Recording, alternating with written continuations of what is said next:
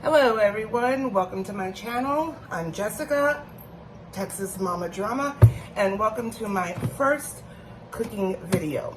So I figured since this is my first cooking video, I am going to show you the recipe that my children and my family absolutely adore. I make this at least once a week. Try not to make it any more than that because yeah, it's not so healthy, but it is truly delicious. It is the banana bread, and you can make this banana nut bread, you can make this banana chocolate chip bread. We will get into that in a little bit, but let's start just with a basic recipe first. Okay, first you're gonna wanna start off with preheating your oven to 350 degrees, and you wanna get yourself a loaf pan. You know, you could use a regular 9x5 loaf pan. They make all sizes. I have this one. It's a little bit more longer and more narrower. It cooks evenly. It cooks much more evenly. And I found this one on Amazon, and I will put a link in the description bar of where I found this one. You could butter this. We'll get to that. We're gonna need 1 stick of butter. You could use unsalted or salted. I just use salted because it's pretty much what I usually have in the house. I cook with salted butter, so I just use the salted stuff. And then we're going to need 1 cup of sugar. This is a 1/2 cup measure that I have here in my little tub, so I'm going to use 2 of these. So 1 cup of sugar, and I memorized this recipe by heart. The first few times I kept looking at it, and now I just cook it so much I memorized it. We need 2 eggs.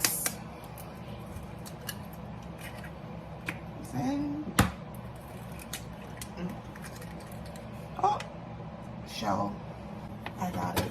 No worries. Then we're gonna whip this up really good, light and fluffy. You wanna mix this up for about maybe 2 minutes to get it really light and fluffy. So I'm gonna mix this up and come back and show you what it looks like. Okay, after about 2 minutes, this is what it looks like.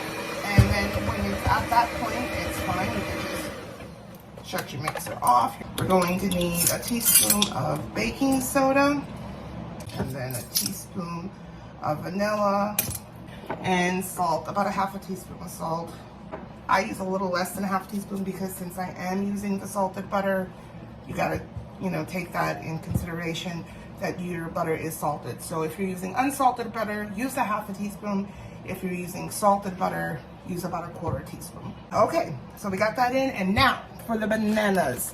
You need nice, ripe, mushy bananas. Let them get nice and ripe on the countertop. I did that with these, and then what I did is I put them in the freezer because I wasn't gonna make the banana bread right there and then. So I just put them in the freezer and just let them freeze. And whenever you need them, you got them. And take them out of the freezer, defrost them in the microwave for about a minute. Mix this up. Actually, I'm gonna add my flour now too. I just mix it all together.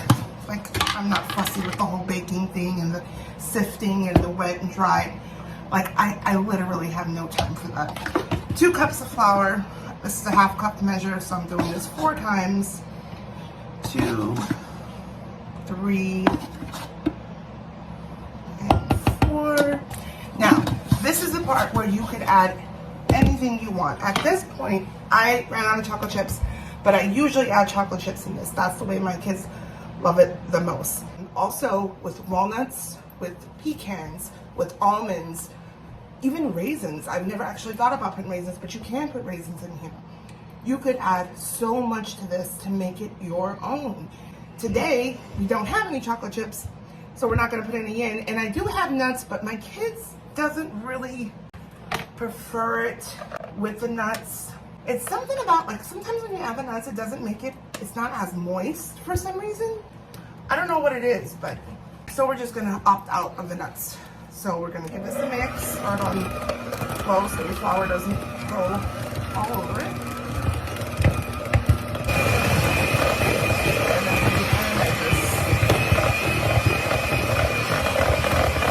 Cut it up higher,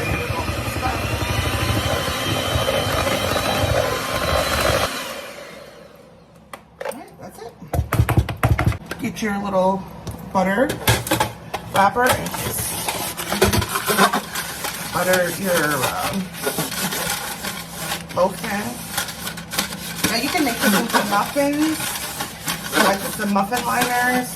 You can make it into muffins. You can make it into a cake, like a couple of cake pans, or like a square cake, a brownie pan. I did it a few times in a brownie pan, and it comes out wonderful.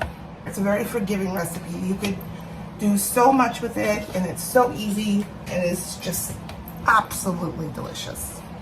Okay, make sure and scrape everything from the bottom. Make sure there's no unmixed flour. All right, and then we're gonna just put it into our loaf pan.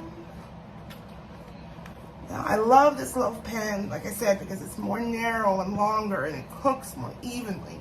Because this is gonna, it's a pretty thick batter, and this is gonna cook for, you need a little while to cook. You put it in at 350, sometimes even 325.